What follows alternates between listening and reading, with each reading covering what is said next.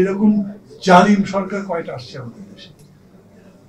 মানে কথা বলা তো লিখলেই যেখানে সাজা হয়ে যায়, তো লিখেও নি, অনেকে বলেও নি, বক্তৃতা করতে সাহস পেত না, রাজনৈতিক নেতারাও ভয় পেত।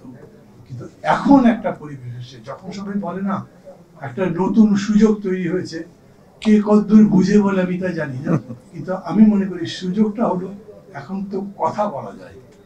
কথা বলা মানে মত গঠন, মানে ডিসকোর্সের একটা সিস্টেম চালু আছে।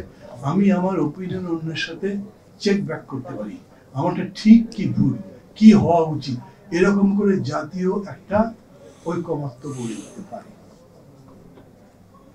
আমি আবার বলি, রাজনৈতিক নেতৃত্বের মধ্যে যদি কোনো পরিবর্তন না হয় তাহলে কোন সংস্কার টিকবে না।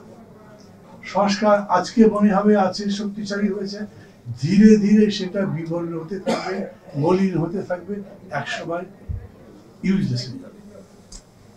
ধরেন এরকম যদি হয়, এমনিতেই তো আমি দেখছি যে যদি সবাই মিলে বসে, আচ্ছা কার কি মত, 10টা কমিশন সাজেশন দিয়েছে, সেই সাজেশন নিয়ে তো আর কমিশন গুলো বসছে না, সরকার বসবে। কমিশন কেন বসবে না তা আমি বুঝলাম না ঠিক। মোহন কবিতা লিখেছে, সলিমুল্লাহ খানকে যদি বলি একটু বোঝাও তো ভাই কি লিখছে, এটা একটা কথা হলো নাকি? কিন্তু ওরা এইরকমই সিস্টেম করেছে, ওরা বসবে না, বসবে সরকার। সরকার কি সব বলতে পারবেন? কনস্টিটিউশন কি জটিল জিনিস। আমি তো মানে উপদেষ্টা মন্ডলীর মধ্যে কনস্টিটিউশনাল চেঞ্জ বোঝাতে পারবেন এরকম মানুষই দেখি না। একজন দুইজনের নাম যদি বলতেও পারি, তাকে কেউই দেখতে পারে না। এরকম একটা অবস্থা হয়েছে। এই পরিস্থিতিতে এটা কই যাবে আমি বলতে পারি না, কিন্তু এটা লাগবে।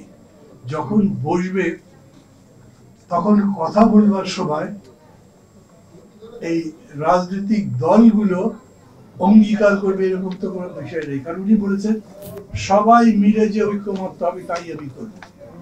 সাংবাদিক একজন জিজ্ঞেস করেছে যদি সেরকম করে ঐক্যমত্য না হয়, তখন ওনার মন খারাপ হয়ে গেছে, রেগে গিয়ে বলেছেন তাহলে আমি ভোট দিয়ে চলে যাবো, একেবারে অভিমান করে।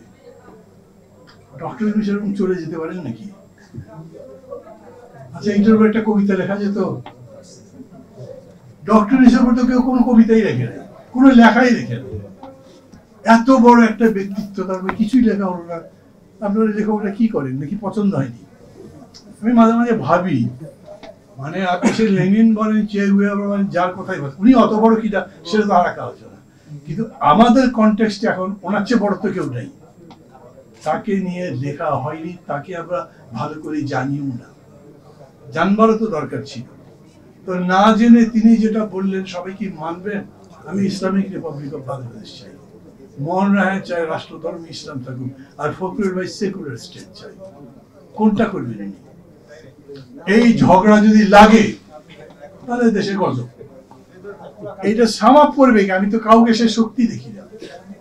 ডক্টর ইউনূস যদি সেই ধৈর্যশীল মানুষ হতেন, আমাদের দেশে সেই ফাদার ফিগার থাকতো যে সবার সাথে কথাবার্তা বলে এটাকে একটা সামাপ করতে পারতেন, অনেস্টলি বলে আমি এরকম দেখি না। তখন কবি সাহিত্যিকদের কোন ভূমিকা আছে?